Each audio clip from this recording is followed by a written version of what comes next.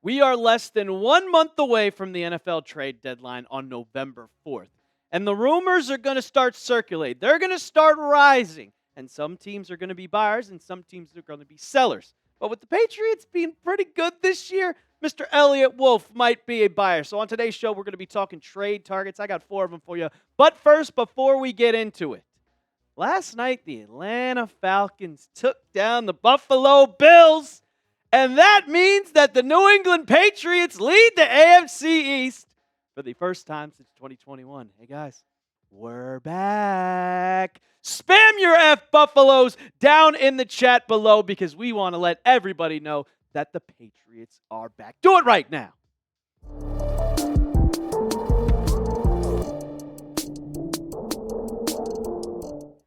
Welcome into Patriots Today by Chat Sports. I am your host, Brett Alpert. And on today's show, I got 4 players the Patriots could be targeting to look at as we get closer and closer to the trade deadline. The trade deadline is November 4th. Today is October 14th. So you do the math, about 3-4 weeks away, and it's going to creep up on you fast. But I got 4 of them for you. And let's start off just with one that PFF kind of mentioned. And I was a little confused when I saw this. And they mentioned that DeAndre Hopkins could be a perfect landing spot for the New England Patriots. And kind of talking about D-Hop, talking about DeAndre Hopkins, it's a little confusing because he's old. He's at the tail end of his career. And this season, when we talk about the Patriots trying to go get a wide receiver, we've talked about they need a deep threat. They need not an aging wide receiver. And you can see right here, 9 catches. He hasn't been doing much. 2 touchdowns on the year. He did have that amazing one-handed grab, I think, in the opening game against the Buffalo Bills. But I just have one question, why? Why? And when PFF mentioned it, I was just like, we can consider it, but here's what they had to say about a potential trade. Having already suited up for 3 teams over the last 2 years, Hopkins would soon call a 4th franchise home. San Francisco may pursue another wide receiver in light of the persistent injuries at the position, while the Pats, who rank 7th in team PFF receiving grade, thanks to Drake Maye, could seek another field-stretching option for Maye next to Stephon Diggs and Kayshon Boutte. And I talked about his stats before. They're not eye-popping. He hasn't done much at all this season. He is not the former wide receiver, the top wide receiver, going for 1,000 yards every single year. 9 receptions, 178 yards. Yeah, that's cool. You get 20 yards per catch, but you're not on the field that much. 2 touchdowns. The biggest question that I have to ask when you're going to look for a wide receiver is, you already have Stephon Diggs, who's on the backside of 30. Do you really want another aging wide receiver on your team? Do you really want to go out and waste draft capital to get a guy like DeAndre Hopkins, who honestly, the Patriots do not really need? They don't need him at all. And if you look at the Patriots wide receiver depth chart, they need a deep threat because Stephon Diggs isn't a deep threat. Pop Douglas was a deep threat on Sunday. He was kind of having his breakout game, but I still don't really want him to be the deep threat. I want a guy that's big. I want a guy that's tall. You had Kayshon Boutte. Kyle Williams was supposed to be the one to take the top off the defense. D-Hop's not going to do that at this age. All I think of when I think of DeAndre Hopkins is he's solely just going to be a red zone target for the Patriots. And you don't need that.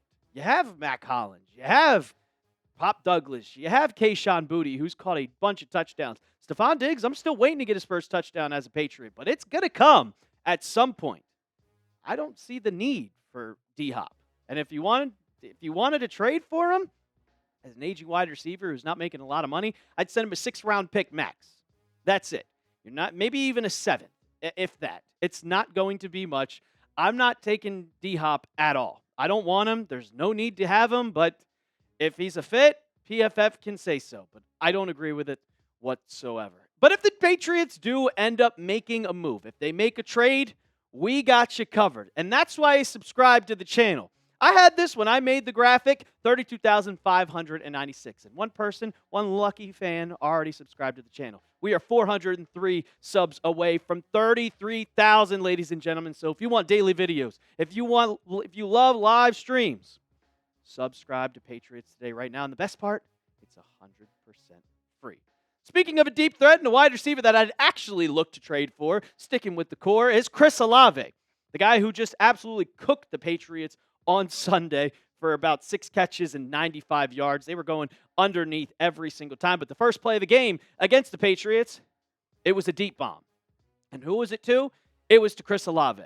It was immediate, hey, we're not taking any chances right here. I don't care what happens. We're throwing it 50 yards down the field, 53 yards, cooking Kyle Duggar for a 50-yard catch. And Chris Olave, he would be an absolute threat for the Patriots. I mean, his last couple seasons, there's been a couple of bit injury concerns about him, but overall, he's been one of the top wide receivers in football when healthy. You can see right there, 16 games played, 15 games played, over 1,000 yards every single time, over 12 yards per catch, almost 13, and multiple touchdowns.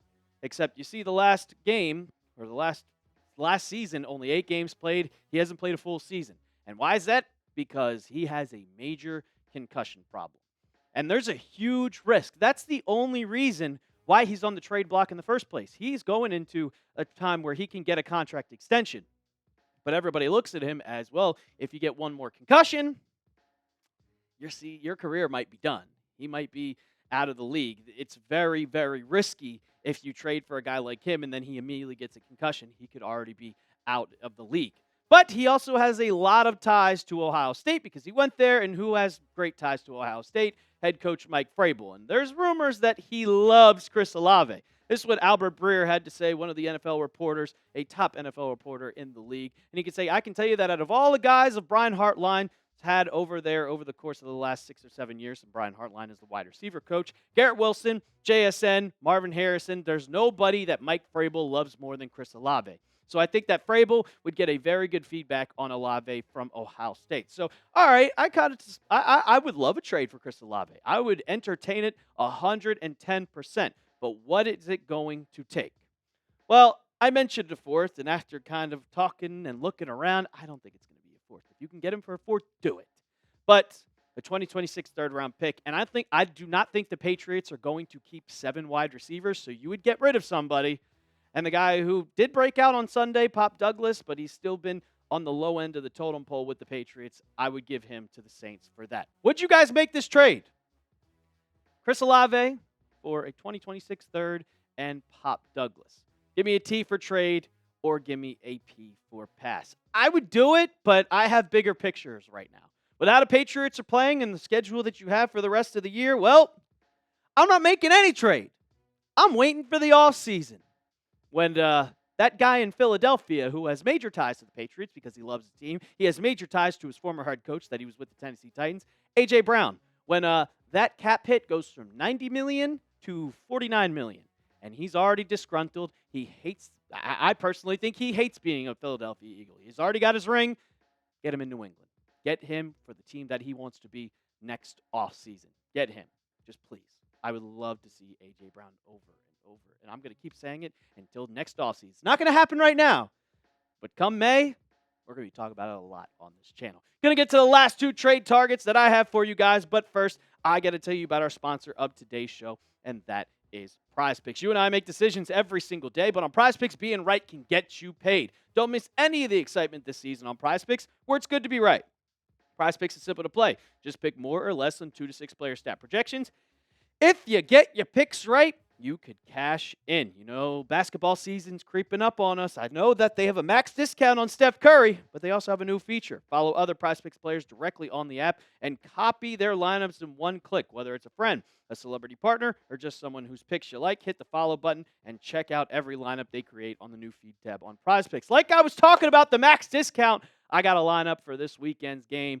And, of course, I had to use that max discount for the game. Rhamondre Stevenson, give me the less. We'll talk about that later. But give me Drake Maye's more on passing yards, 239.5. Yeah, that's going more. So you better go and tail that one. You can make a lineup just like that when you download the app today and use code CLNS to get $50 in lineups after you play your first $5 lineup. That's code CLNS to get $50 in lineups after you play your first $5 lineup. PrizePicks. It's good to be right. The last one we have 2 more, Third on my list, and that's Arden Key. And it says linebacker, but he technically is an outside linebacker, but we know in today's NFL that that's completely moved to the edge spot. And the Patriots, they personally, in my opinion, I like what they have right now, but you need to add some depth. And Arden Key, I think, coming over from Tennessee, you play them this weekend. We do not know if Arden Key is going to play. He's dealing with an injury, but I think that he'd be a perfect kind of depth piece for this Patriots roster. You're already weak at the edge position. They need a lot of help because you saw last week against the Buffalo Bills, K'Lavon Chaisson got hurt. And then against the Saints, well, Keion White didn't play. And you're already weak in Anthony Jennings. You brought up Truman Jones. You have Elijah Ponder. You have Braden Swinson, who's still in the practice squad, but I think you need more. I like having two good starters, and they're not losing their spots in any way, shape, or form. But Keion White is just iffy, and Anthony Jennings can't get to the quarterback. So I think that the Patriots could really use some depth behind Landry or behind Chaisson. And Arden Key is that one guy that I am targeting. No, I don't want to go after Trey Hendrickson. I don't want to pay him that type of contract, but he would be a great option for this Patriots team. But I think you could go after someone who's kind of a role player, being that backup, and that's Arden Key. If you look at his last couple seasons, it's not eye-popping in the slightest, but 6.5 sacks. He's played 5 games. He missed last week. He only has 1.5 sacks, but 6 sacks, 30 tackles over the past couple of seasons, 42 in 2024. That's someone who I look at and be like, he's a perfect backup. No, I don't want him to be the starter. But I would love for him to be behind as that third guy on the depth chart. And the Titans, they've been taking calls for Key. I mean, hell, they've been taking calls for everybody. The Patriots tried to call him up for Jarvis Brownlee Jr., and of course, the Jets beat him out, and he's playing pretty well for the Jets. But, I mean, you beat him up this weekend, they might be going for a fire sale. He also has ties. He played for Coach Vrabel in Tennessee in 2023. So, obviously, head coach Mike Vrabel knows all about him and knows what he can do for this team. So, I think that he'd be a perfect spot for him. And also, the Patriots could be looking to trade one specific player, and we talked about it on the channel. I know Adam Schefter has made his couple of trade rumors, and we're definitely going to be talking about that probably tomorrow. But Keion White, he's been on the trade block nonstop, and I really think that he's not going to be a Patriot by this time next year, 100%. So he's been a disappointment, so I'd definitely get rid of him. I'd hate to say it, but obviously I'd probably go with another person. My last one on the list, I don't think it's happening. I doubt it's happening, but I mean, just imagine Breece Hall and this team. The Patriots, the Pats need another running back. And this guy is putting cryptic messages on Twitter, on social media, and he's a great talent, and he's stuck on the 0-6 New York Jets. And in 2025, he already has 400 yards in 6 games. He's on pace for a 1,000-yard season once again.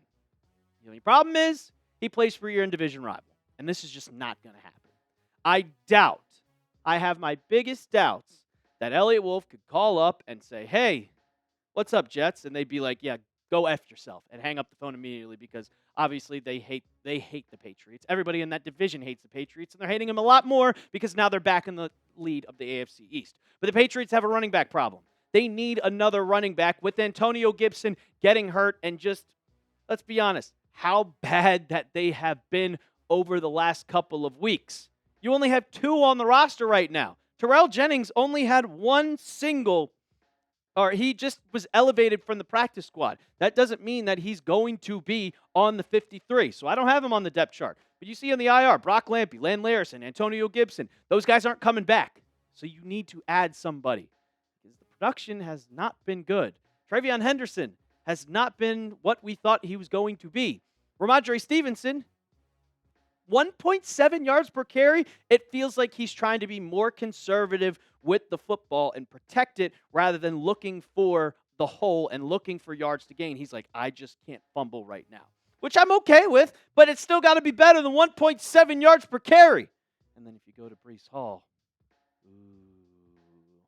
16 games, 944 yards in 2023, like 4.7 yards per carry every single year. And you had a fumbling problem in 2024, but this year only 1. 2023, 2 fumbles. Yeah, please, just put them on the Patriots. I don't care how it happens, but they ain't going to trade in division. It's just not happening. If it does happen, I will come on this channel and say that I am boldly hard wrong, but I doubt it. Now, I'd go get someone like Tony Pollard, another Tennessee Titan. I think they're going on a fire sale.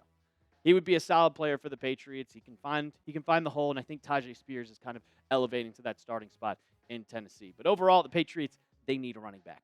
I said Dameon Pierce or Jerome Ford. One of those guys. Just make it happen. Make it happen, Elliot Wolf. You guys name me. Name me someone that the Patriots should trade for. It could be any position. It does not matter. Let me know down in the comments section. And while you're down there, let's try to hit our goal to 33,000 subscribers. So make sure you hit that sub button. We're bringing you Patriots coverage every single day. We're live on Wednesdays. We're going to be live on Sunday for the watch party against the Tennessee Titans. So hit that sub button. And as always, let's go Pats.